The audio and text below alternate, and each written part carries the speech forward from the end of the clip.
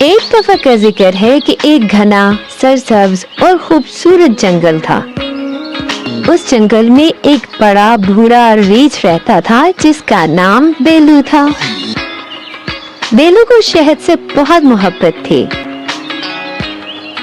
وہ دن رات شہد کے بارے میں سوچتا اور رات کو شہد کے خواب دیکھتا تھا۔ ایک دن صبح جب سورج چمک رہا تھا، پرندے چہچہا رہے تھے، بیلو جنگل میں چہل قدمی کر رہا تھا، اچانک اس کی نظر ایک عجیب درخت پر پڑی۔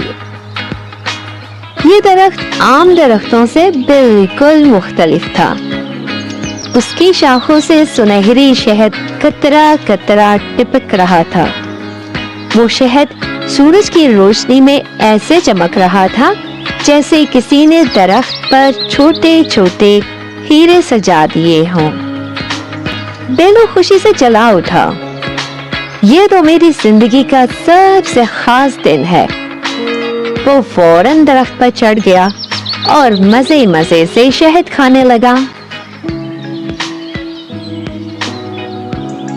شہد اتنا میٹھا، اتنا مزیدار تھا کہ بیلو کے چہرے پر خوشی چھلکنے لگی۔ جب بیلو شہد کھا رہا تھا تو اسے نیچے سے کچھ آوازیں سنائی دی۔ بیلو پلیز، کیا تم ہمیں بھی تھوڑا سا شہد دے سکتی ہو؟ ہم بہت بھوکے ہیں۔ بیلو نے نیچے جھانکا تو دیکھا اس کے دوست روزی، خرگوش، فریڈی، لومڑی اور سیمی گلہری نیچے کھڑے تھے۔ ان کے چہرے اداس اور پیٹ خالی تھے، مگر بیلو نے غرور سے کہا، نہیں، یہ درخت میں نے ڈھونڈا ہے اور یہ سارا شہد میرا ہے۔ تم لوگ کہیں اور جا کر کھانا تلاش کرو۔ دوست بہت افسردہ ہو گئے اور چپ چاپ واپس لوٹ گئے۔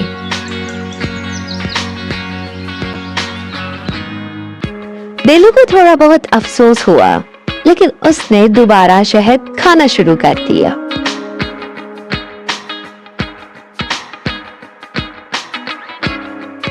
چند دن ایسے ہی گزر گئے۔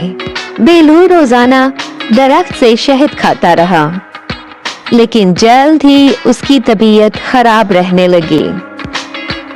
کبھی اس کا پیٹ خراب ہو جاتا اور کبھی کچھ ہو جاتا۔ اسے اب اچھے سے نیند بھی نہیں آتی تھی اور شہد بھی اب اسے اتنا مزے کا نہیں لگتا تھا۔ ایک صبح بیلو کو بخار ہو گیا۔ اس کا جسم گرم تھا۔ وہ تھکا ہوا اور کمزور محسوس کر رہا تھا۔ وہ اپنی غار میں اکیلا پڑا کرا رہا تھا۔ تب اچانک دروازے پر دستک ہوئی۔ بیلو، کیا تم ٹھیک ہو؟ خرگوش کی نرم آواز آئی۔ ہم تمہارے لیے سوپ لائے ہیں، فریڈی نے کہا، اور تمہارے لیے گرم چائے بھی، سیمی نے مسکرا کر کہا۔ بیلو نے حیرت سے پوچھا، لیکن میں نے تو تم سب کے ساتھ بہت برا سلوک کیا تھا، میں نے شہد نہیں بانٹا تھا، پھر تم لوگ میری مدد کیوں کر رہے ہو؟ خرگوش نے نرمی سے کہا، کیونکہ ہم سب دوست ہیں اور دوست ہمیشہ ایک دوسرے کی مدد کرتے ہیں، چاہے وہ کبھی کبھی غلطی کر بھی بیٹھیں۔ بیلو کی آنکھوں میں آنسو آ گئے۔ میں واقعی شرمندہ ہوں، میں نے لالچ دکھایا اور تم سب کو نظر انداز کیا۔ مجھے شہد تمہارے ساتھ بانٹنا چاہیے تھا۔ تم سب مجھے معاف کر دو۔ دوستوں نے بیلو کو معاف کر دیا اور اس کی خوب خدمت کی۔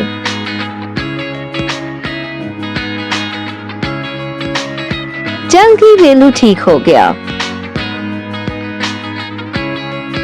صحت مند ہوتے ہی بیلو ان سب کو درخت کے پاس لے جا کر کہا، آج سے ہم سب اس شہد کو ایک ساتھ بانٹیں گے۔ क्योंकि दोस्तों के साथ खाया गया शहद सबसे ज्यादा मजेदार होता है।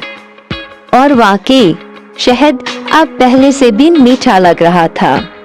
सबने हंसते खेलते दरख्त के नीचे शहद खाया, बातें की और खुशी से झूम उठे। दरख्त जैसे और ज्यादा शहद उगाने लगा। शायद खुशी बांटने से दरख्त को भी खुशी मिली हो।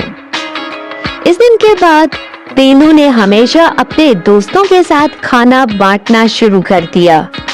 बेलू ने सीखा कि लालच से तन्हाई और बीमारी मिलती है, लेकिन सखावत से खुशियां, मोहब्बत और दोस्ती हासिल होती है।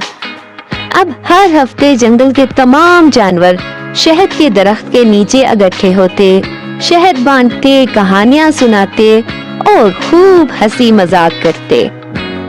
बेलू अब जंगल का सबसे खुश रीछ बन चुका था और वो कभी तन्हा महसूस नहीं करता था।